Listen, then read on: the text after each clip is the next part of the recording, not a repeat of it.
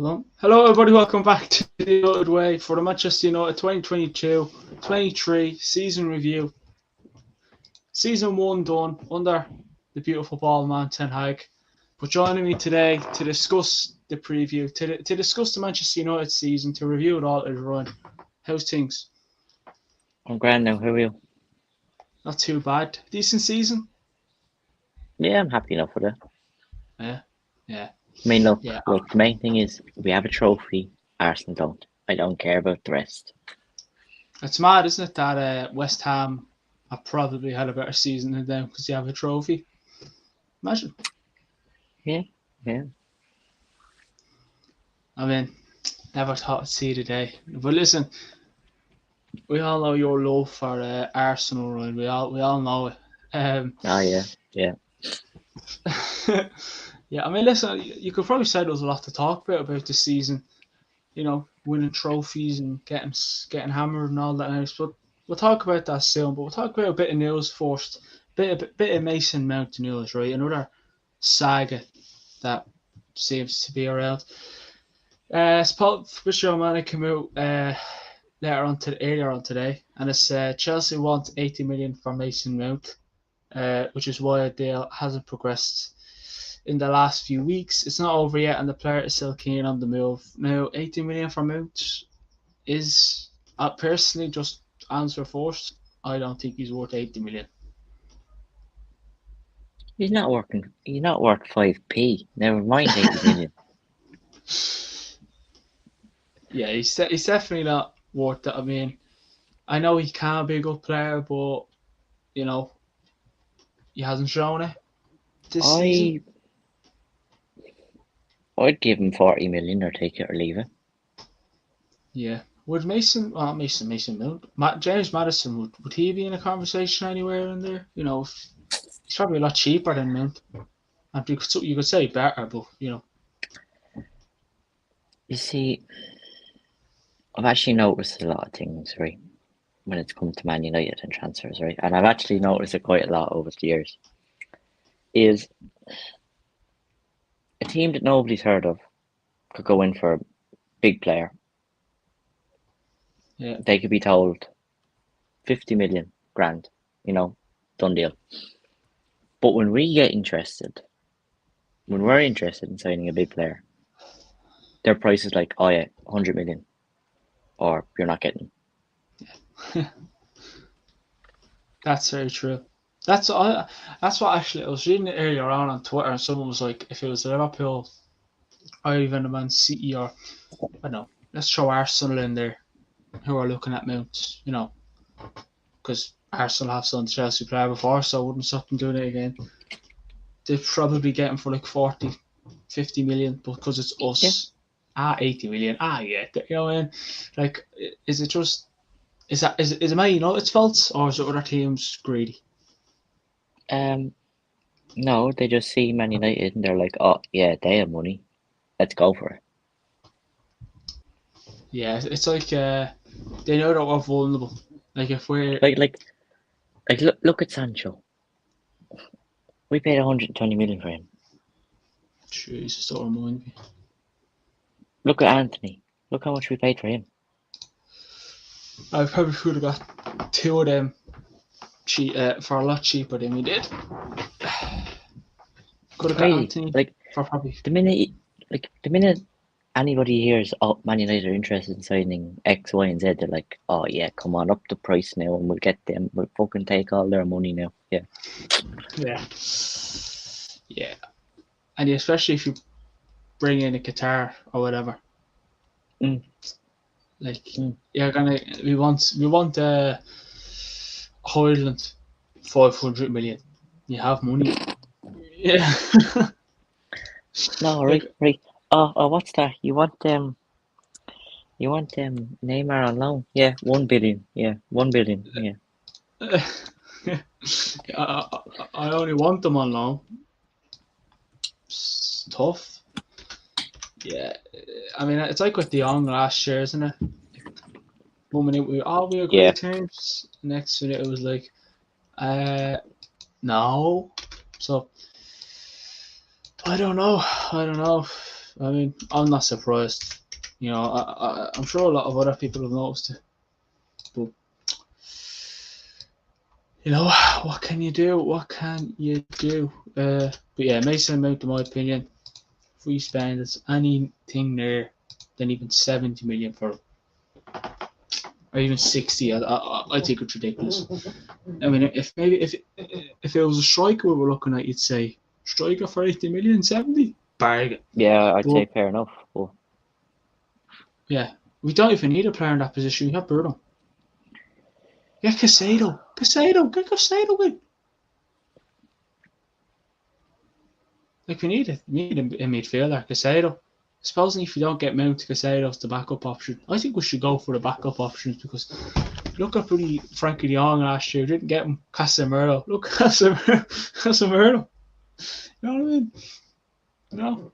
It is sad to see that we have to go. That Ten Hag has to have a backup option in case he doesn't get divorced. Where other teams were just like, yeah, I want this and I'm gonna get that. Like Liverpool, Jude Bellingham. Yeah.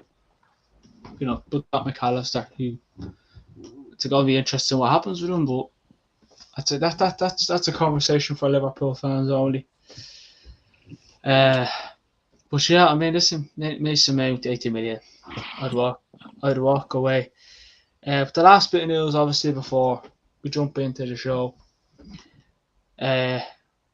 yesterday, you know, supposedly sometime this week, where we could or will find out who the new owners will be. I mean, are you like, yeah, I believe we're gonna see it, or are you, no, this is it, this is the week? no, I'll believe it when it happens. Yeah. I mean, look at Ten Hag. They're saying, "Oh, we're going to announce him this week." No, we'll announce him next week. I'll believe it when I see it. Yeah. It's very annoying. I mean, we're Manchester United fans, and I mean, I don't know about you, but I've just gotten fed up. Like, I actually have gotten fed up. Look, I'm going to be honest with you. The whole talk about these new owners, Shay, it's been going on for months and weeks and weeks. I'm actually starting to treat it like the Frankie de Jong saga, when they said, "Oh yeah, we're going to get him," and then we didn't end up getting him, and I was like, you know what, I had enough of this. I don't need to deal with his. Look, we're not getting him. End of story. Yeah, that's it. I mean, Michael, you came out at the right time. Manchester United, supposedly, we're going to find out, well, the Glazers or whoever will announce, we'll find out who new owners are this week. Are you one of those, I believe when I see it, or are you like, no, this is it. This is, finally, we're going to get what we want to hear. Yeah. Well, first and foremost, actually, you know, it's been a while I've been on the channel, but it's you know, I'm glad to have been around too. It's good seeing you too. You know, Ryan. So it's good seeing you, Ryan. So hope you're good. Yeah, it's all good, Mike. It's good seeing you too. All right, nice. So you know, back to the question. The thing is, a lot of rumors it have been circulating over a couple of, let's say, months regarding takeover news, and or for me, I think I may believe what we are reading right now, in that you might get to see a kind of preferred bidder as reported by the end of the week, because I think City win, that the treble done by City actually triggered a button, you know, by the Glazers. Like, there was need for them to sit, there was need for them to do the right thing, if you know what I mean. The right thing being, this process has taken on for so long, you know, we've been rigmaroling and there's no headway. Now is the time for us to, you know, pick who we think we want, you know, who matches our preference, then we can allow them to do what they have to do, if you know what I mean. because the transfer window, I think it's going to be open by next week, and you can imagine still nothing has been done. Other clubs are busy doing what they have to do, but we are still stuck in the middle. So for me, I still think yes, it's still very very possible for us to get to hear something very very positive this week, because it has to be this week. It has to be this week. Liverpool are strengthening. They've gotten McAllister deal done. Obviously, there will still be some other deals that are done behind the scene. City, obviously, they will strengthen. There's been a link with Kovacic recently in a couple of weeks, and today I heard there's an interesting. Is it Guardol or I can't really pronounce his name. Oh yeah, That's Guardiola. yeah, Guardol, that guy from Croatia, I guess. So you can imagine this link. So we definitely have to do the right thing, because other teams are strengthening, and we cannot be left behind. So in my opinion, so for me, I think we might get to hear something very, very tangible this week. I'm sure about that. Yeah, I mean, hopefully, all right. Hopefully, this is the week that we find out who new owners will be, because, as you said, Liverpool are getting McAllister. They're strengthening. Man City, even if Man City lose 2 or 3 players, they're going to, jump on top of that and improve with probably better players. And we don't even know who the new owners are yet. There's a guess, but it's Ratcliffe or Qatar. I think majority of the fan base wants Qatar, and I can see why, and I don't blame them. I think us 3, want Qatar. I could be wrong, but yeah. I mean, Michael, are you're Qatarian, yeah? Me? Yeah, you're Qatarian.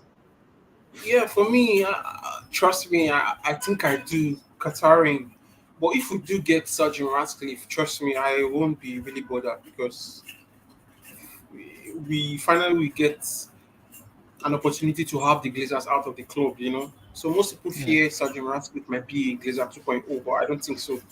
I don't think so. He knows what we fans have been protesting for a couple of months. What we don't want for years, not just months, for years. And I'm sure he has been following up the news and the protests and all. So he coming in will definitely be better than the Glazers. That I'm sure of. So the mindset, or where I'm trying to place myself right now, I'm trying to place myself in the middle. Not trying to let my emotions get the best out of me. Because in case Sergeant Ratcliffe wins, I wouldn't be. Sorry. In case, Sergeant Ratcliffe wins, I wouldn't be bothered. Because the goal has to be, what do you have to do, or what must be done to get Manchester United back on track? And I think either Ratcliffe or Jassim, they have this at the back of their minds, that what they have to do to appease the fans, invest in the club, do whatever you have to do, back the manager, and a lot of that, and a lot of whatever it is. So for me, anyone, but my preference is still Qatar. I just explained to you how I'm gonna feel if Qatar don't win the race. I wouldn't be too bothered. But for me, my preference is Qatar. I'm sure that's what Ryan too wants. Yeah, I was actually going to jump on to Ryan, to be fair. Ryan back in the room. I mean, Qatar, would you, if Ratcliffe did take over, would it bother you in the slightest, or would you be a bit like, same, we're still in the same situation where we are in? If Ratcliffe did end up buying the club, as Michael said, I'd agree with Michael. I wouldn't be bothered, but I prefer the Qatars, but it doesn't bother me. Just as long as the Glazers are gone, I don't care. Yeah.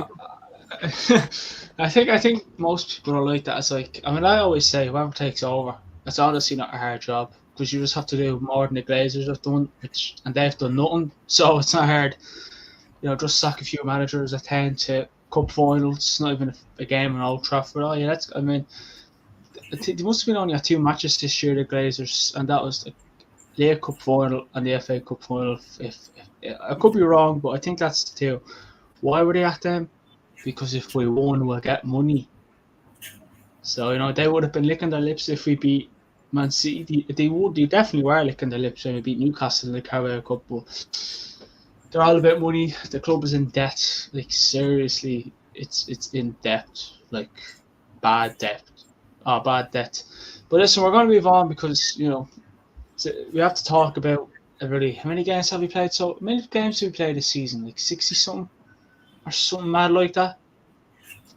Like we had loads of games. Like jeez, I thought I was doing 7 watch-alongs a week. It just felt like we were playing Monday to Sunday. I mean, Ryan, you have a tight schedule. You know what I mean? But I mean, Michael, actually, back to you.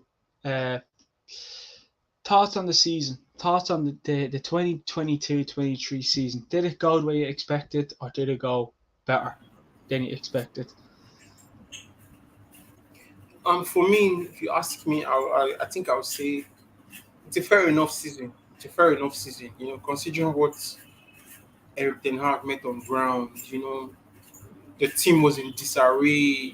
Turmoil, a lot of upheavals, a lot of problems. He came in and he still tried as much as he can to manage the situation. If you know what I mean. There was a Ronaldo situation, and everybody knew how that went. It didn't go down well, and the team or the set of players he inherited from from what's his name? I don't know. Ratcliffe is in my head. Jim Ratcliffe is in my head, not Jim Ratcliffe. The interim manager, what's his name? Rangnick. Yeah, Ragnick. Yeah, of course. Yeah. So the team he inherited from Ragnick, you can imagine how he was able to get the best out of these players. That's why I said it's a fair enough season for Manchester United.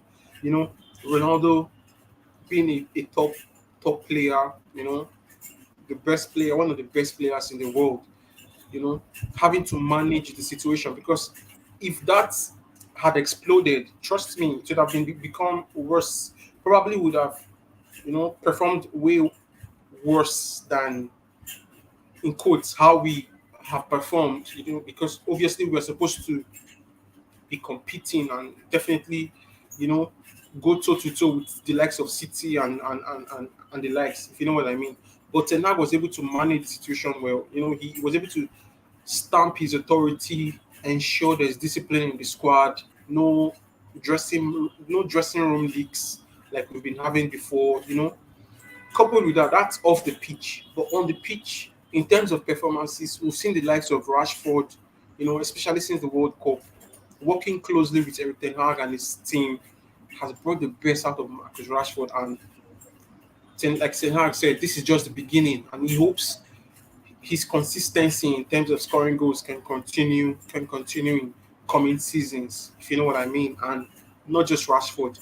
You look at the consistency of Bruno Fernandes, and you look at Luke Shaw. There are a couple of players you can actually pinpoint and say, okay, thanks to Ten Hag, thanks to his tactics, and thanks to the players' mentality and professionalism. Casemiro is a good example. Even Fred, this is the best season he has had so far since he has been a Manchester United player. I think he's got 6 goals and he has 6 assists. So that's fantastic for him this season. So to be fair, it's a fair enough season. Finishing third, qualifying for the Champions League, winning the Carabao Cup, playing in the finals in the FA Cup, quarterfinal, I guess, in the Europa League. It shows progress. This is just a glimpse of what Eric Ten Hag could be capable of doing. This is just a glimpse. Imagine he has all the tools at his disposal. He has strikers coming in. He has a good goalkeeper, a good ball playing goalkeeper who can play at the back comfortably with his feet. He has that midfield baller, the ball distributor, ball progressor as a midfielder. Once this is balanced in the squad, we can only hope and say, wow, it's going to be incredible. It's going to be an incredible next season. But he was able to squeeze the juice. He was able to get a lot from this mediocre squad, that we have. It's still a fair enough season, and it shows that he's the right man for the job. Eric Ten Hag has shown that he's the right man for this job. He's the man that can actually take us to where we want to be, and it all boils down to the Glazers. It all boils down to having new owners. It all boils down to having new set of board, management that will be able to push us. So kudos to Ten Hag, because trust me, the Manchester United problem is enough to, you know, it's enough to kill any desire or to kill any momentum from any coach and the players. Kudos to Ten Hag. He was able to manage everything very, very, very, very, very, very well. Very well. It's not it's not where we're supposed to be as a team, because we're Manchester United. We're supposed to be competing for the big trophies. But considering the level we've been for a couple of years, it's still fantastic. It's still fantastic, finishing third, qualifying for the Champions League in his first season. And you check his win rates, absolutely fantastic in his debut season. He outscored the likes of Sir Alex Ferguson the Great. He outscored the likes of Jose Mourinho, Luis Van Gaal, Ole Gunnar Solskjaer. He shows Eric Ten Hag had, he had an all right season. So we can only hope and say, okay, next season is going to be great, and we're going to have the kind of summer signings that we ought to have, before the kickoff or before the start of next season. Yeah, that's it. Like, I was just gonna go to back to you, Ron. Ten Hag, do you reckon he's happy with the season? Obviously, look, two questions. Did you expect this season to go the way it went? And the second one, do you reckon Ten Hag is happy in his fourth season? Well, what he's seen in his fourth season, sorry. Right, so to answer your first question, I think they actually did better than I expected. I know we're Manchester United, people associate us with top four all the time, but I actually expected us to finish maybe fifth or sixth, so I'm actually surprised that we finished third. But after last season, I can see why. Yeah, of course. Yeah. And you just look at Ten Hag. I think he'd be happy enough with the way his season's gone. He won the Carabao Cup. He finished third in the Premier League. Made it to the quarterfinals of the Europa League. Finalists of the FA Cup. So I think he's happy with the players he had. He did an outstanding job. And if he, as Michael says, if he gets the right tools in the summer, we can be very, very dangerous next season. Oh, yeah. Definitely. I hold on, let me get this up there. I actually, if someone said to me at the start of the season, honestly, you'll finish third place, you'll just say, top four, you finish top in the top four, you'll win a trophy, Carabao Cup, you'll make it to an FA Cup final but lose against City, but that'd be the shitty part. And then you make it to the quarterfinals of the Europa League. I know the last two doesn't sound all, great, but you would take it, wouldn't you? Yeah, I'll take that. Because then you compare it to last season, because I think the emotions, when the season ended last year, we were all delighted. We were like, thank God that's done. Everyone was like, I'll take anything. A scrappy top four finish. Scrappy trophy, will take it. And then this season, that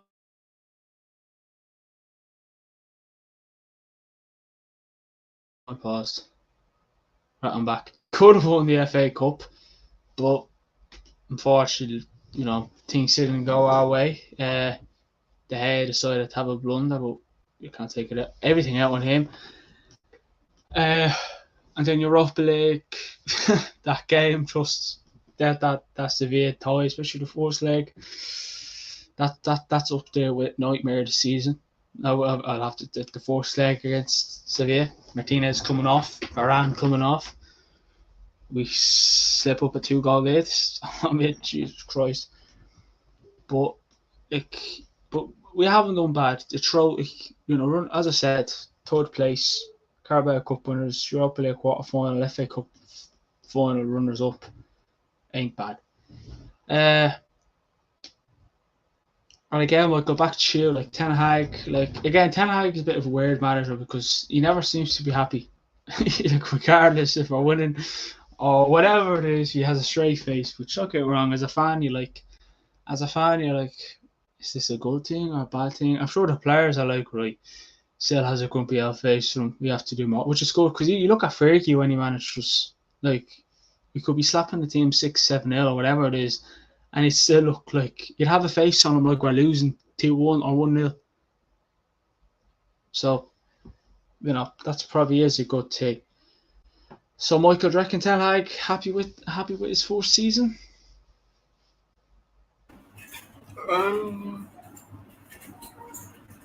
I think to an extent he should be happy, to an extent actually, because he wouldn't have imagined finishing this way, if you know what I mean, because like Ryan rightly said, and like you said, nobody expected us to finish strong, in quotes.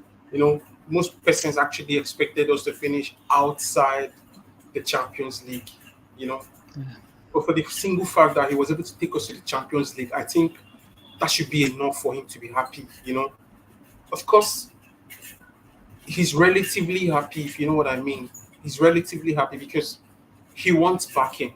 He definitely wants the club to support him, in the summer transfer window, Obviously, before this window we are entering very soon, there was a winter window in January where he should have gotten at least one or two players, if you know what I mean. He should have strengthened the squad in January, but he wasn't able. He only managed to get a Weghorst, which obviously you and I know he isn't good enough for our club, So in terms of happiness, he's relatively happy for the fact he took us to the Champions League and, winning our first trophy in 6 years. Trust me, that's enough for a manager in his debut season to be very happy. Not very happy, to be happy actually, because the goal is to compete at the highest level.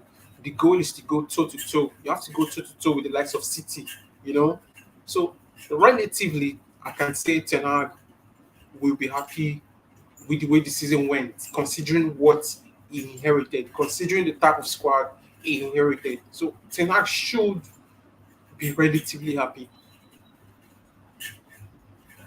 Yeah, I mean, as you two lads have pointed out, you look at the Ronaldo thing. He's done well dropping our club captain, Harry Maguire.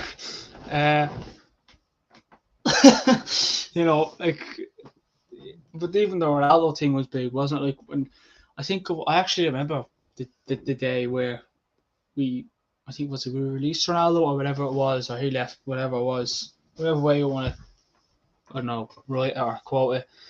It was the World Cup, and I was actually watching Mexico against Poland. Boring game, but I was watching it. And then it was like Ronaldo's gone. Like he's left the club. At that time, Ryan, were you like, whoa, this man takes no shit? Were you like a bit risky, especially it being Ronaldo, or were you like, I like it? I'm going to be honest now with you, right? When I heard it, I was like, that man has got some balls to do that. He balls of steel. Yeah. But you look back at it now, and I'm actually glad he did it. Yeah. Because there's a saying, you have to destroy something before you can rebuild it. And yes, maybe Ronaldo did destroy Man United with his return, but we're in for a rebuild. And that's one thing about Ten Hag as well, actually. For him to actually run, he didn't have a proper striker. I mean, Martial made the glass, literally. Yeah. I wonder if, I don't know, maybe whoever signed them, got him in the same oil, IKEA in the old cup oil alongside Isak. Not that Isak plays for us, but still. Wakehorst, we move on. Rashford's not a striker. Like, he's a winger. Yeah, I know you could say, oh yeah, he can't play there, he can be good there, but if that's what if we're a Rashford striker that wants to be back at the top, winning the Champions Leagues, FA Cups, Premier Leagues, all the big trophies you can think of, you can't play Rashford striker. He's a left winger, and I think that final against Man City in the derby, the final against Man City showed it. So again, not bad without a striker is what I'll say. I'll give it to. And even a decent end to the season, you could say. Take the City game out of it. Not a bad finish. And obviously I want more next season. But I don't know, like, do you reckon we'll see the same kind of football next season, right? Like that we did this season? Because I even think Ten Hag said it himself, or whoever, like, it's not the football we want to play, but it's the football we have to play at the moment. Like, do you reckon we'll see that next season, or do you reckon maybe we'll see it better if obviously the signings he wants come in? If he gets what he wants, I can guarantee you we will not see the same football we've seen this season. It'll be 10 times better, and he'll be going for, like, I have a funny feeling Ten Hag's attitude next season is going to be go big or go home. Yeah. I like it. He has to have that. That's the thing about Ten Hag. He's just like, balls of steel. Back to that. Like, he just doesn't mess about. Breaking Bad. You know what I mean? Ten Hag is fucking everything. Michael, over to you. Like, same question I asked Ryan. Like, when, again with our two questions. The day Ronaldo was left, like, early, like, he left, what was it? When did he leave? Late December? Mid-December? Something like that. Yeah. When you read that news, were you like a bit risky, or were you like, I back him on this one? Like, I can see why. Yeah, I agree with Ryan. The first thing that came to my mind was, wow, how is Ten Hag going to handle this situation?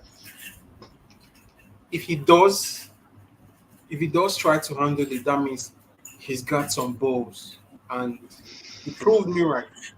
He proved all of us right. Because managers around the world, or most managers around the world, they will try as much as possible not to upset their senior players, regardless. Ronaldo is a different player, he's the best player. But having to manage it the same way, or having to manage the Ronaldo situation the way he did, it showed Ten Hag really had some balls. He had some balls. And truth be told, when I heard that interview as of that particular period of time, I knew it's over. I knew it was over with Ronaldo and Manchester United, because you can't have such interview. You can't honor such interview and just batter your some of your teammates, batter your club, batter your manager. It's not done. Regardless, it's not done. And Ten Hag really did it. And that is why, for me, I still feel that is why he has gained more respect in our fan base. And in the club, in the hierarchy. Ten Hag has gained more respect, because the whole world was stunned with the way he managed Ronaldo, to the point where the report as of then, he had to demote Ronaldo to the under-21. Can you imagine? He demoted him to the under-21 team to go train, to tell you how authoritative, how he wanted to implement and tell the lads that, you know what, I'm in charge. And has been the problem with Manchester United with previous managers. This player superiority, this player power. But Ten Hag came in and, it was an eye opener. And what Ten Hag did as of that point, as of that moment, it's amongst the players. It's actually, it brought a bond, a kind of bond and relationship, respect. They have to respect him because he treated it well.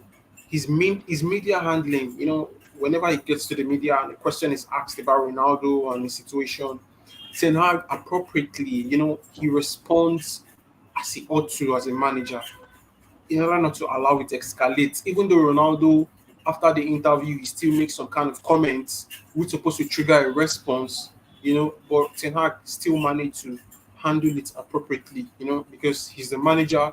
He wants to ensure serenity. He wants to ensure a kind of decorum, a kind of unity, in the squad and in the team. That is the focus. That is the bigger picture, from Erik ten Hag. And kudos to him.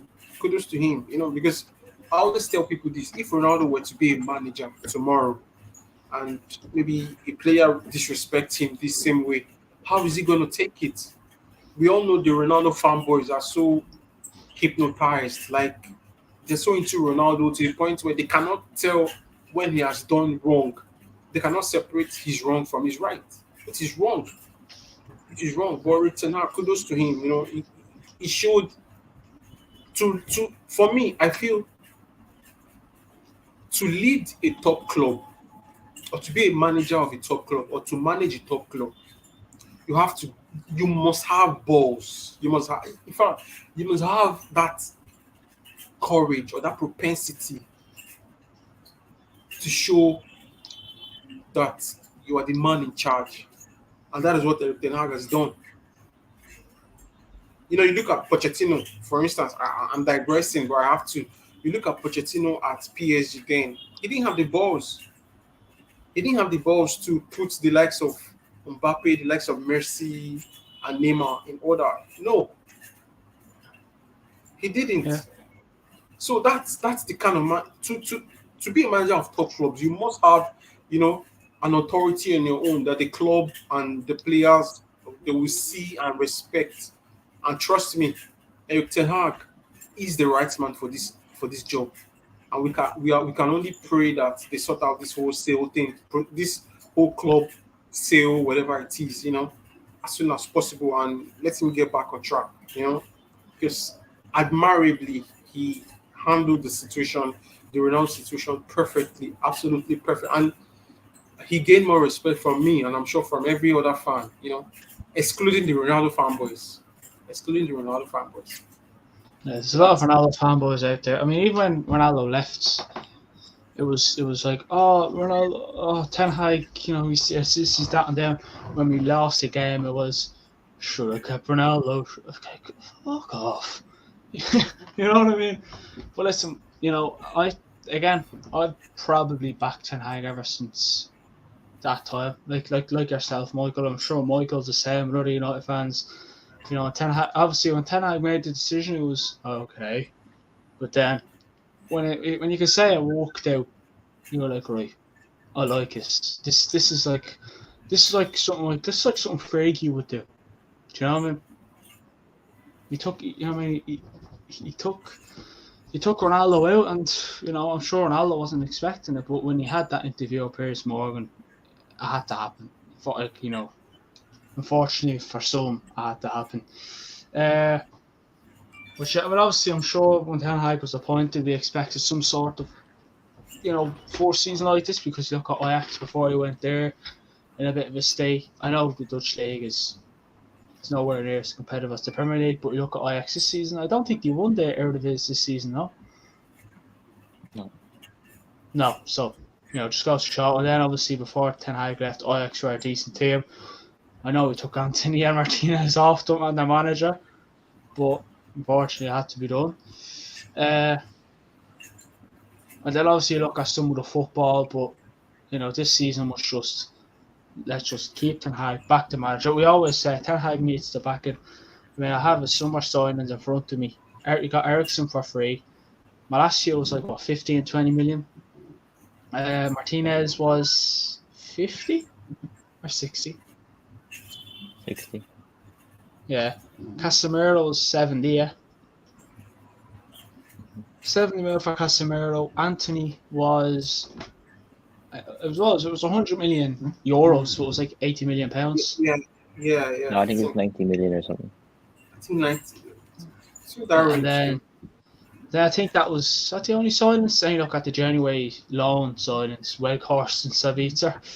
Probably the most desperate January transfer window I'll ever have. But Sabitzer at the time was decent because Ericsson was injured, but then Casemiro decided to get a red card, and then it kind of messed up plans. And then yeah, I mean, like we'll go. So the top, just gonna go through talking points. You only lost 2 games at Old Trafford this season. Brighton at the start of the season, and Sociedad in the Europa League. The away form wasn't great. We have to admit it. It wasn't the best, especially against the top 6, top 7. Winning a trophy in his 4th season, I don't think Pep Guardiola didn't even win a trophy. Didn't have as good as 4th season as Ten Hag. Would I be correct in saying? Or something related to that, anyways, which is decent, you know. Got rid of Ronaldo, improved certain players. Wan-Bissaka, Lindelof actually hasn't done too bad. Fred and Rashford as well. You can maybe throw McTominay in there, Luke Shaw if you want, but McTominay's just always been a hot and cold kind of player. Martial done all right. Martial had a great pre-season, and then injuries messed him up again. I mean, so they're not bad. They're not bad, and then also the Ronaldo situation as well. But we're going to go through a few questions here. We're going to go through a few questions. So we're going to go through most improved player, personality of the year, goal of the season. So that can be anything. Like, it doesn't have to be far distance goal. Just a goal that you enjoyed the most. Player of the season, favourite moment, worst memory. That we're going to rate the boss's first season, right? I think we can do that. And then obviously I can't write them down because I won't have. It'd be just too rushed for us. So then, and after, I'll get you that thing down and we'll throw it up on the old Instagram. So Ryan, we'll come to you first. Number 1, most improved player, Ryan. Who are we going with? There's a few in there. There's a few. Most improved. You have Wan-Bissaka, you have Rashford, you have Lindelof. Lindelof's not done too shabby, to be fair. Luke Shaw, Fred. Do you know what? I'm going to say Luke Shaw. And my reasoning behind that is because you look at when Martinez and Varane were injured and the way he was able to adapt to that centre-back position without even ever playing there before. It was just, I just found it top notch. And like to be able to, like when you're a left back and you're used to going forward and attacking, and then you're told to adapt to a centre-back. I don't know. I just loved the way it worked out because he didn't do a bad job. And yeah, but my most improved player would be Luke Shaw. That's not a bad show. I mean, I'm not sure where Michael went. I want to get his most improved player. But me, I'm going to go Wan-Bissaka. I know some people are like, oh, why not throwing Rashford in there? Like, I mean, Wan-Bissaka, I mean, he went from being in the garbage last season. Most of us were like, get rid of him, gone. Then I think it was the game against Burnley in the Carabao Cup. And he had a brilliant game. I mean, it's funny. Pre-World Cup, Dalot was unstoppable. Post-World Cup, Wan-Bissaka, brilliant. And I've always liked Wan-Bissaka. And I hope we keep him this season. I hope we keep him, because he can be a good right back. I don't think we're going to get any full backs this summer. I don't think we need any. Get rid of Brandon Williams because he's a fucking idiot. But I mean, I'm not sure where Michael has went, but Any other honourable mentions in there for most improved player? Like, are you gonna give us a? I don't know. Are you gonna throw a controversial one at me, Ryan? Because you like to throw a bit of controversy in there. Yeah, you see, I like people to be like, why did he say that? And then they're like, oh yeah, I see now why he said that. Yeah. Look, he didn't play that much, but I'd probably throw Garnacho as an honourable mention. Garnacho, Um, Varane. Bit of an off season in his fourth season. yeah, Yeah. but I think there's a whole stigma around Varane, like, oh, he's won Champions Leagues with Real Madrid. He's supposed to be good, but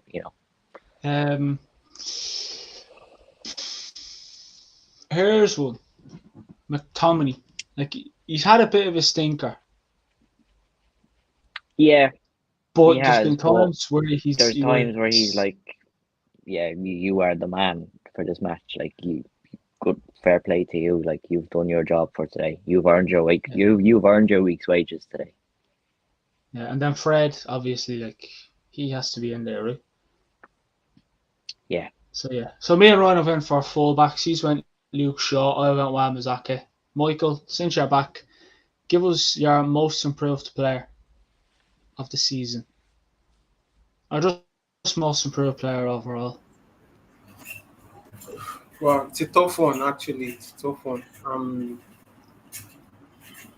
It still goes down to, for me, I think Marcus Rashford, he has been phenomenal. Especially when you consider Rashford during the Euros 2020, and the inconsistency and all he has had previous seasons, before Ragnick came on board, he was overused. When he had this shoulder or back injury, he had a surgery recently, and he was heavily criticized. And Eric Ten Hag came in and did his magic, and we saw a consistent Rashford. That consistent Rashford took him to the World Cup, took him to Qatar. He maintained that consistency. Whenever he came on the pitch, whenever he played, he made a difference. He was impressive. And most people thought that form was going to end, at the World Cup. But they were wrong. We kept playing games, club games. He kept scoring. He kept making impact in games, to the point where he scored 30 goals in this season, something he has never done before in his career. He showed he really stepped up and improved in his game thanks to Ten Hag. So for me, he's that player that has improved so much this season. And not just like you said, most improved. So it's Rashford, but we also have some improved players, within the squad too. Who have done they've done great. They've done good. You look at the likes of Fred. Fred before now, hardly does he score goals or hardly does he impress. When you look at Fred in the lineup before, most fans will be like, wow, what the hell? What's going on? Why Fred?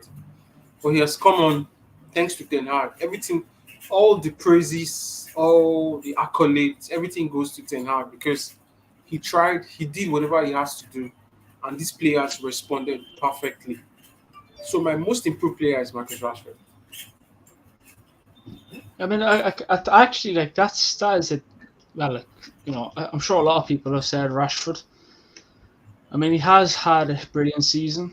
I mean, especially after the Euros when he missed the penalty, and then Sancho as well. Sancho's I don't think Sancho's recovered since that, to be honest. Or maybe it's just confidence. I'm not sure what it is, but yeah, Rashford.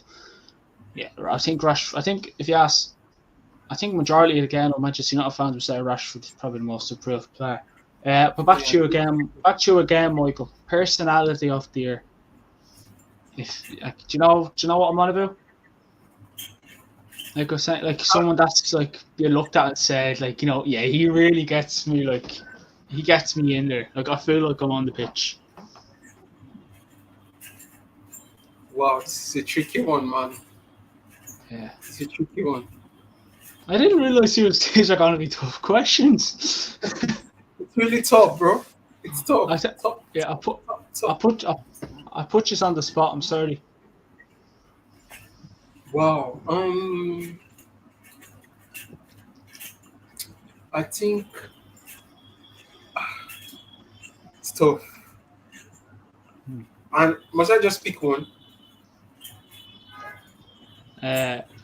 What? How many do Just you one. have? Yeah, just one. Yeah. Okay. I think I'm definitely gonna go with. I'm gonna go with Bruno. Bruno. Okay. I'll go with Bruno actually. Bruno, because he's a joy to watch. You see, Bruno. I think there was a match. Okay, the Sevilla second leg. He didn't play. He didn't play, and we were rubbish. We were almost rubbish. When he got suspended. He got suspended. We were rubbish. We lacked a lot of chances. I think Sevilla beat us 2-0. Three. 2-0. We didn't create Three. much. Tree. Okay, 3. Was it 3? Yeah. De There was, Gea there was, gave, there was, there was, De Gea got 2 assists and so did Maguire. so, so, you, so you can imagine there was no Bruno. There was no Bruno on the pitch, and it showed. It showed. It showed. There was no creativity in that match, and it showed actually. The next game, the Premier League or whatever it is, the next match we played, I think Bruno was phenomenal. So whenever I see Bruno on the pitch, trust me, I'm always having this confidence inside of me, like, wow, Bruno is. I think we're gonna win this game. You have someone like Bruno, you wow, because of his performances, his consistency since we signed him from Sporting Lisbon. So he's that type of player that I'm like, wow. Without Bruno, I don't think we're gonna make it. We're gonna win games, and he has shown over the years that he can be a very very consistent player, which we have lacked for since Alex Ferguson retired. I don't think we've had any player as consistent as Bruno Fernandes, if you know what I mean. We've never had a player consistently every week, almost every week. At the end of the season, he's always hitting double figures in terms of goals and in terms of assists. So for me, the personality of the year is Bruno. And the other person I wanted to go for was just Casemiro, because Casemiro is just coming into the club. Wow, he transformed. He also transformed the team, defensively. If you check it out, we've improved. We've kind of improved defensively, Aside individual errors, most goals we've considered are as a result of individual errors, either from De Gea or Maguire whenever he plays on the pitch, or just randomly from any of our very good defenders, just like Luke Shaw. The 9 minutes handball he considered against, was it West Ham or Brighton? Brighton, yeah. Was it West Ham, I guess. The handball. For what? And of course, you said?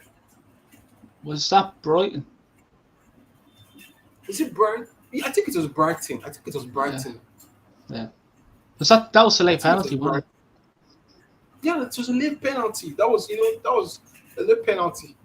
And the point I'm trying to make is our defense has not really been bad, if you ask me. It's just individual errors, individual mistakes, that has cost us this season defensively in terms of goals conceded. So that's what I'm saying. So Casemiro, Bruno, those are my personality of the year, actually. That's what I take it. But Bruno's the number one, yeah. Yeah, Bruno, my number one. Yeah. Right, cool. Decent. Over to you, Ryan. Personality of the year. Who are we going with? See, I have 2, but if I have to pick one, the one that really made me feel like I was on the pitch with him was Martinez.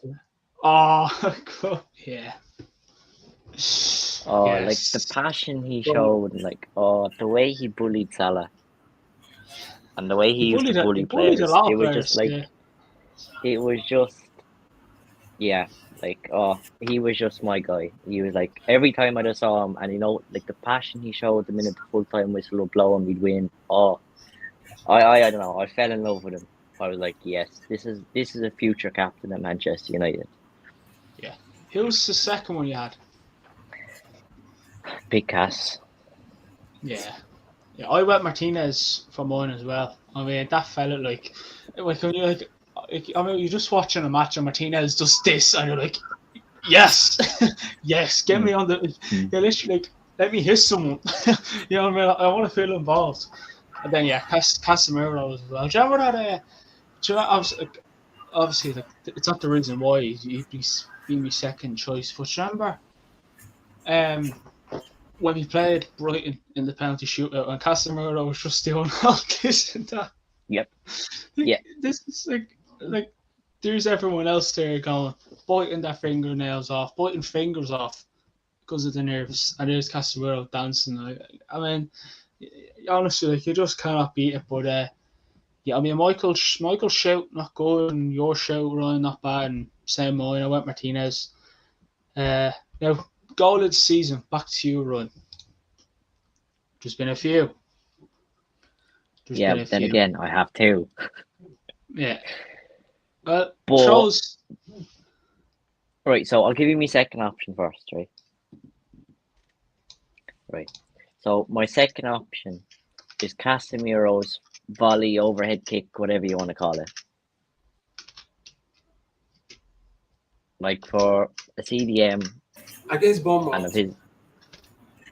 and of his capability, I don't know, I like that goal. The But overhead against Bournemouth. yeah. And I don't know how people are going to react to this, but my goal of the season was Anthony against Man City. I knew that was coming on.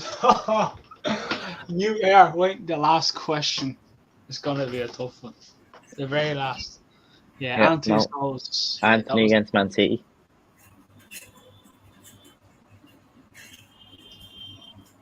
Oh, when we got slapped. Yeah, when we did get slapped, but it was still a good consolation. I was goal, like- I was like, did he score it? Yeah. So Anthony against City. Yeah. Yeah, I've actually went a bit of a weird. Like I went, I thought we were going, goal. Yeah, goal. That's not bad. That's not bad. My goal of the season, I wouldn't say it's a whopper one, but like I have reasons being because it was the most quickest and most craziest celebration that's ever happened, coming from me. But Michael, goal of the season. Wow. To be honest, it's still tricky, because we've seen a couple of good goals scored by some of our players. I think it's still Anthony. Anthony, like Ryan said, against Man City, that goal was, from nowhere. Nobody expected him to strike that way. And I think against Arsenal, his debut goal, that was brilliant. His first goal against Arsenal, that was brilliant. Like very, very brilliant. Ryan was there to witness it all. So that goal against Arsenal, I think it makes sense. And Yeah. trust me, there are a lot of goals like in my head. Casemiro's goal, I think it was was it FA Cup or Carabao Cup, where Anthony gave him a pass. Was that Reading by any chance? Was it Reading? Which Anthony gave him a pass. Was it Anthony? Anthony gave him a pass, and it was like a rocket. He just Yeah. shot. yeah, that was Reading. From nowhere. Yeah. Then I think there was this image where he was pointing on Anthony, like, you know what I mean? Yeah, I don't that know, was was a it good Reading? goal. Was it Reading? There was one where he had outside the box, and then there was one where he just chipped it over the keeper. Was it Reading? Was it against Reading? I think that's. I mean, I know. I think he only scored in 2 games in the Carabao. Or was it Cup. that same match? What's his name? It Stephen must have Carroll been got red card. yeah, that was that was Reading in the FA Cup, yeah. That goal was brilliant. That Casemiro's goal was just he just the way the ball just came in and placed. Trust me, these questions are very, very, very, very, very, very, very, very tough questions. You can't really just decide which is which because our players have scored very, very good goals. Let's be honest, like they've scored good goals. So for me, my number one goal, I'll still give it to Anthony. Anthony against City. Anthony against Arsenal. The caller. I think against City. I think the goal against City beats every other form of goal. It even beats that Casemiro's bicycle kick. Do you know what that goal reminded me of? Do you ever I don't know, playing a game of FIFA or just whatever, and you're losing and you just say, fuck it, I'm going to go for it. I don't give a shit shot. And then go for it and you're like, that was deadly. That was one of those shots. Because I remember I was just doing the watch log and I was sitting here and I thought, it's only 4-1, lads. There's only half an hour to go. We can do this. We lost. But yeah, they were decent options. I mean, I went a bit of, I don't know whether it's just because every time I think about this match and I just think about my reaction. But I have a few. I have Rashford when he scored against City. Then we beat them 2-1. That Casemiro one actually against Reading was another one, but that was against Reading. If it was against a top team, you'd be like, throw it in there, and what else is that? Do you remember Rashford's goal against Betis? Was it Rashford? It was, yeah. That was another brilliant goal. Even Garnacho, Garnacho scored a very good goal. Was he? Wakehorse goal against Nottingham Forest in the Carabao Cup. Let's have it. No, I'm going Rashford against City. I just have to. That was scenes that was. But then you have the Casemiro goal against Chelsea equaliser. There's a few, but Rashford against City is mine. Now we have player of the season. Might be tough, might be hard. Michael, let's go to you.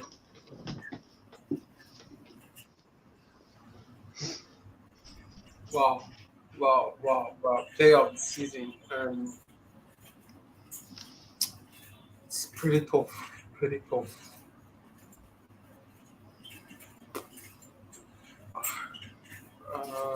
think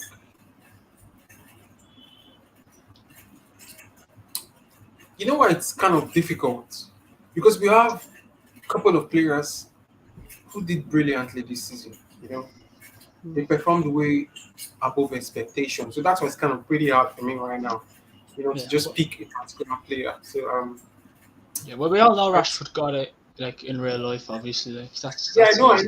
Obviously, yes, because as Rashford got it, in my mind I was like somebody else to deserve that player of the season. You look at Bruno. For me, personally, I think it's Bruno Fernandes. Fernandes has been my player of the season. Check his stats. It's been phenomenal. His injury record is just so good. Do you remember the Tottenham game? Hardly gets injured. You said? Yeah. Do you remember a few days before the Tottenham game, he was wearing a boot and on crutches, and we were like, yeah, he's going to be out. And he was playing against Tottenham. That's just mental, that. Yeah, I mean, Bruno, he definitely is one of our leaders anyways. I mean, it's not to say one of our leaders because I think there's three. When the full team is fit, there's about 3 or 4 leaders on that pitch.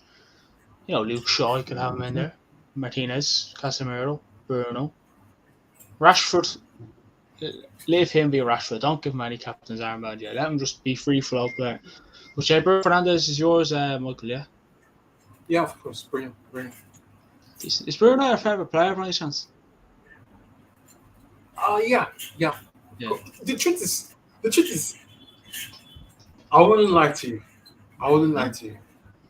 I mean, I Rashford. think, Rashford is my favorite. Rashford and Bruno. No, there are a lot of them now, but I think I'll go with Rashford first, then Bruno second.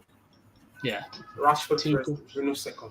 Yeah, but I can't see why he went with Bruno. I can definitely see why he went with Bruno Fernandes. Ryan, player of the season. Um, I went with Casemiro. Just throw it in there. player of the season. But then I have two, Casemiro or Martinez.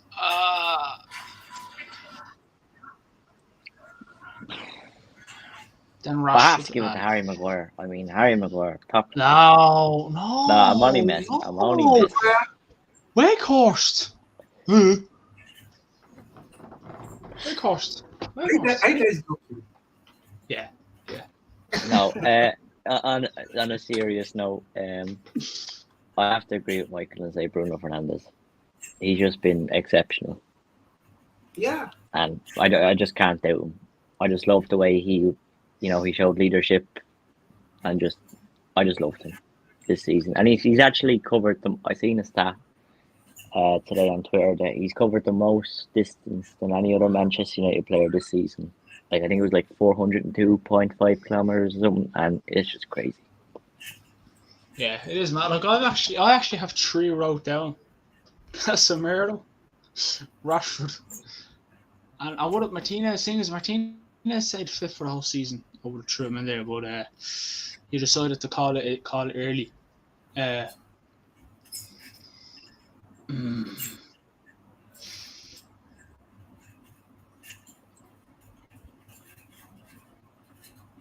I'm just gonna stick with Casemiro. I have to. I mean, he's been a. I mean, you can even tell.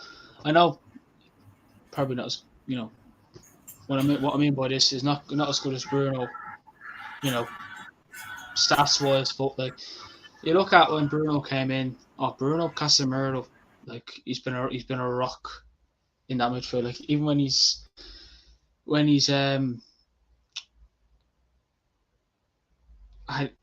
got suspended, you were like you could tell when Bruno. Oh, what do I keep mentioning Bruno? When Casemiro was suspended, you were like, you could tell that there was a big gap in that midfield. Hold on a sec. Now I'm paused.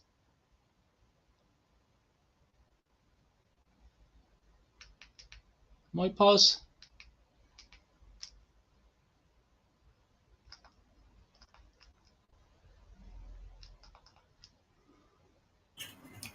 We can't really hear you, Dean.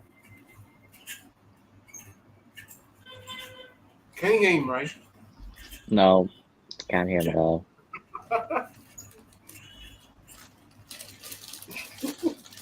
Can't hear you, bro. Can you hear me now? Yeah, now I can hear you. Yeah. Right, crowds. Right, I don't know what happened there, lad. Sorry about that. Yeah, I'm literally looking at my TV now. I can see Ryan doing this, pointing to his ear. Dope. But yeah, I went with Casemiro. I don't know why I'm still paused.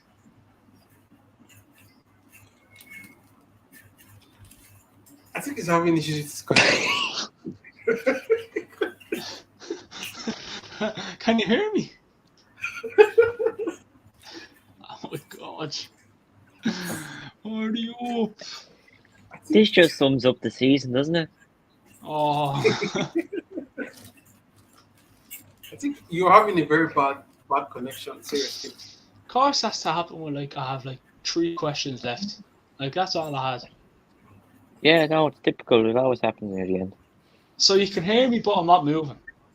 Yeah, no, we can hear you, but you're a bit delayed, like. I think you lag. You're lagging.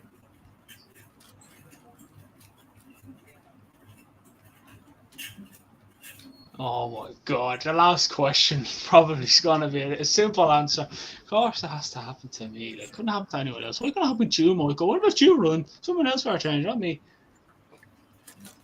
Sticking to tradition. Would you stop? Right, I feel like I have to leave and come back in. I don't want to I do it. think so. I think so. So while I press exit, can one of you just try and cover up, please? For about Yeah, less it's all right. than- Myself and Michael will talk a lot of crap. Yeah, just talk shit about me. You know, you get a good conversation about that. Right. I'll back in a sec. Right. If Google lets me live. Well,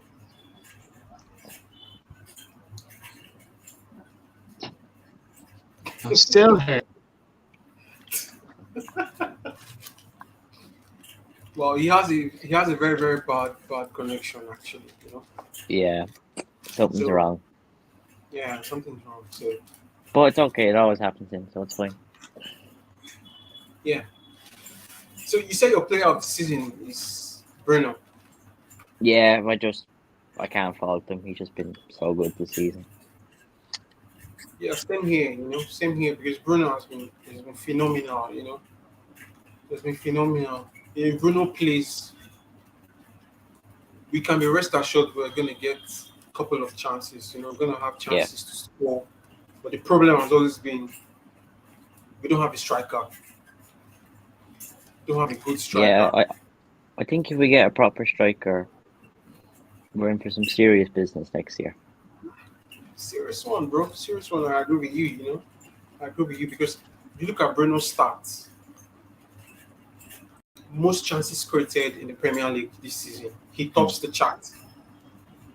He tops the charts. That's to tell you. That's to tell you he's a good player. Like, very, very good. Please tell me it's all right now. Yeah, it's grand there, yeah. Yeah. Late winner. Fergie. Ollie. Right, player of the season. See, as I mentioned Casemiro, everything decided to mess up. Typical. Right, come on, get to the questions. Come on. We'll go to worst memory first. Worst memory or worst moments. I can guarantee it's all going to be the same. Liverpool 7-0. Michael, is he alright? Yeah. Yeah. 7-0. That's crazy, bro.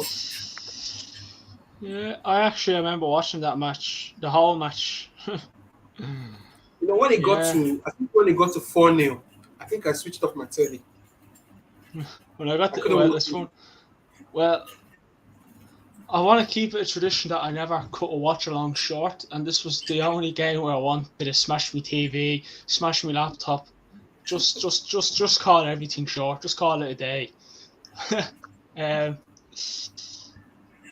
And yeah, I mean, and you know, luckily enough, no Liverpool fans came in and slagged me because I made sure to go missing for about 2-3 months after that. You know, so you know, it was alright. No, it was alright. It's the only, it still sickens me when I think back about that match. We went into that game confident, like, oh, you know, because we were doing so well. Oh, we might do the job, and oh, you can't fucking beat it. No. Yeah, no, we were in for a big shock. Yeah, worst moment definitely. Like, I thought City was going to be the only hammering, but not Liverpool. I'm not sorry. I thought Brentford was going to be the only hammering, and then it moved on. Then it just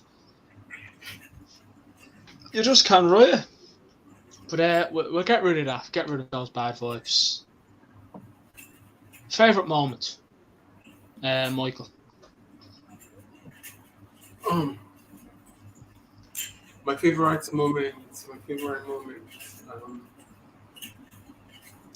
I think was our win against Chelsea 4-0. Oh, the 4-1 against Chelsea. Yeah, sorry, 4-1. Yeah, 4-1 against Chelsea. That was my favorite moment because, you know, hardly did we score goals, more than maybe 2 goals or 3 goals this season. You know, scoring 4 goals comfortably against the lackluster Chelsea. I think that was my favorite moment. And to crown it all up, qualified for the Champions League after that match. So that should be my favorite moment. Yeah, not bad. Ron? There's only one moment for me that lives rent free in my head is Manchester City 1, Man United 2. Oh yeah, yeah. That was a good. Oh, That was. did I celebrate that day? I went mental. I mean, when Bruno scored, I literally roared so loud, I'm pretty sure all my neighbours were like, is he alright? Is he being killed? And then Rashford just sent me onto Cloud9. Yeah, I that was just that was that. That's why I picked that Rashford thing because I just like that happened all so quick. Like I thought, but Garnacho get the ball away, and it was no, no, no, and then next ball, Bill. That was just controversial. Sorry. No, I actually went with the same. Yeah, it was between Yeah. that and the Liverpool game, but I just think beating like Man City, like at Old Trafford was just you can't be. I think that was like probably in our peak. That's like not our peak, but that was like that was like this the part of the season where we were in hot form. Mm-hmm. I mean, everyone was fit, which is surprising. There was a there was a fair good factor around the stadium because we got Weghorst. Um, um, but yeah, I mean, Michael. I got Michael's fit. No, I didn't know. Did I get Michael's favourite moment? Yeah, you I did. did, It was yeah. 4-1 against Chelsea, yeah. Yeah. Right. Grand. Now, I wasn't going to ask this question, but I thought I'd come up with it. So on the channel this season, it could be anything. Like anything. It doesn't have to be a football match. It doesn't have to. You don't even have to be on the thing. Just something random. It could be, I don't know, an accomplishment or whatever we've done this season. Favorite moment. Who do I go to first? Oh, let's go, Ryan. Look, there's only one moment for me. It's against Barcelona when I jumped on my couch. Oh God, you cannot beat it. Yeah, that was a good one. That was a good one. Any other ones?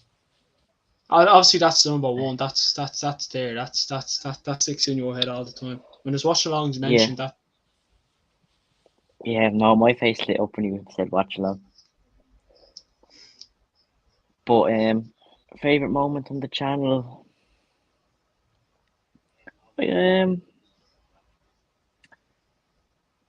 know, just being a part of the channel and reaching all these accomplishments together and succeeding the way we are, and I'm just happy and proud to be part of it.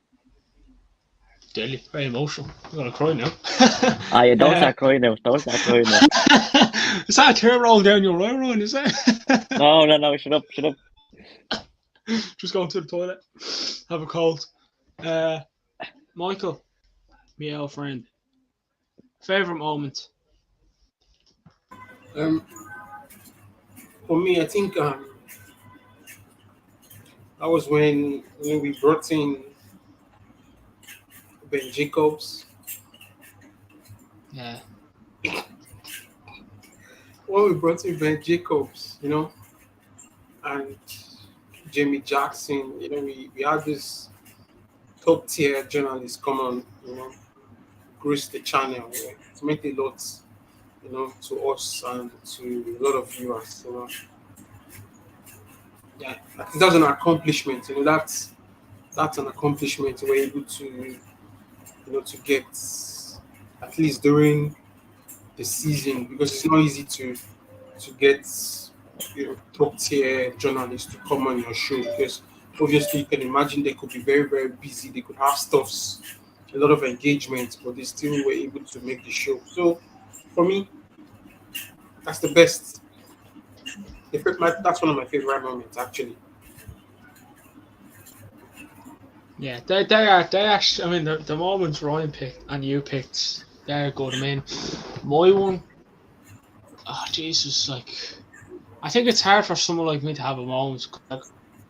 Like I mean, like just like obviously, I think the two if it was watch alongs, it'd be when the Ryan celebration against Barcelona and my celebrations against Man City.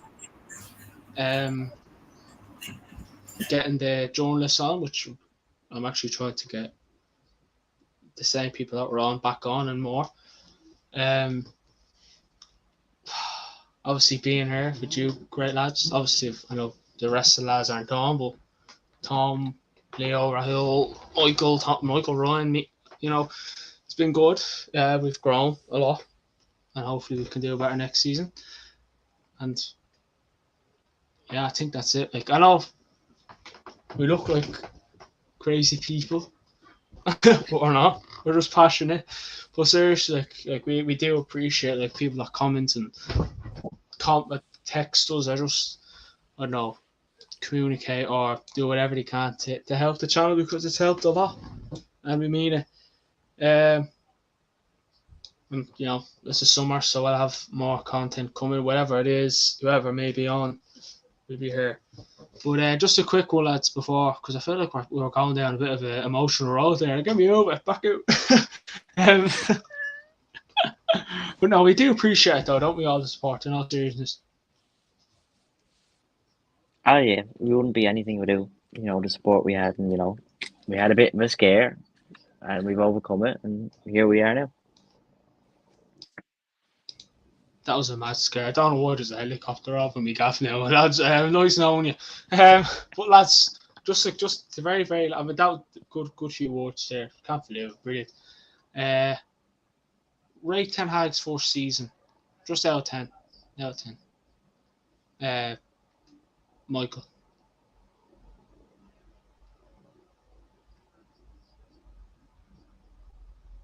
Okay then. Ryan. Rate Ten Hag's first season. I will give him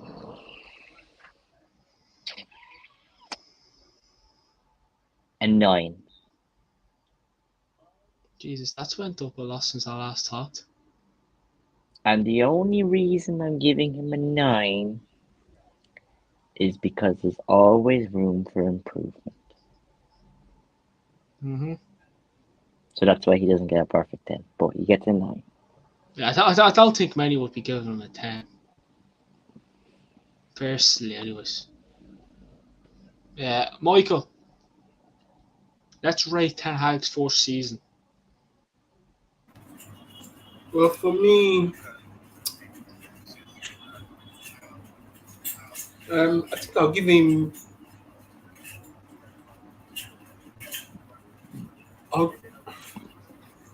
I'll give him a 10. I'll give him a 10 because Okay. he did a brilliant job. You know what it is to inherit a disjointed squad from Ralph Ragnick?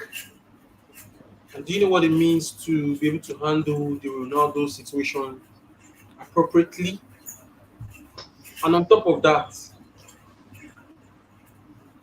even though he wasn't backed as he ought to in the January transfer window, he still was able to galvanize the squad and he was still able to, to bring out the best to make sure that we still make the Champions League because the objective for this season was go out there. We know the squad. We know we are not where we want to be, but let's make Champions League football and let's get a trophy. Let's end our 6-year trophy drought. And he came in and he did the job. Mm. He did the job, so it's a 10 for me. There's no point giving him an 8. That's high, but it's good. Yeah. So that's what I think. I think a 10 in his debut season, and he also outperformed more than Sir Alex Ferguson in his debut season, Jose Mourinho in his debut season, Ole Gunnar Solskjaer in his debut season. So these are managers he outclassed. Even Pep, there were some kind of comparisons in terms of statistics and performances he outperformed Pep as well. You know, in his first season as well as Klopp and Arteta. So it's a 10 for me, obviously. I think a 10 is fair enough. Nice. I went with a 9. Yeah, a 9. Obviously, like, I'm sure if we won the FA Cup, we'll be all saying 10 or 8, 9, 10, one of those. You have to give it to the fella. Didn't get backed. Yeah, I know we got the signings he did, but let's be real. Some of them are probably second choice. I mean, I think he wanted Yuri and Timber first, and then he got Martinez. Then he wanted Frankie de Jong, then he got Casemiro. Anthony was always there. You know, he always had to go second choice. But hopefully, new owners come in, back the manager, and Man United. It'd be nice to say Manchester United.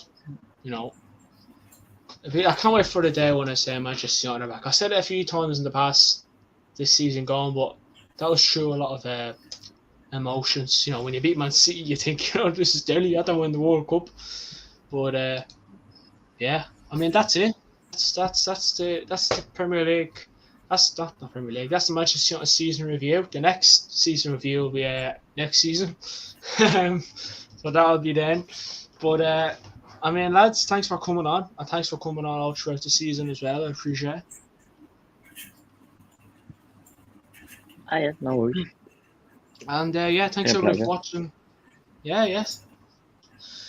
Definitely has. And yeah, thanks everybody for watching. Like, comment, that subscribe button. Let us know what you thought of Manchester United season. Right, Ten Hag season out of 10.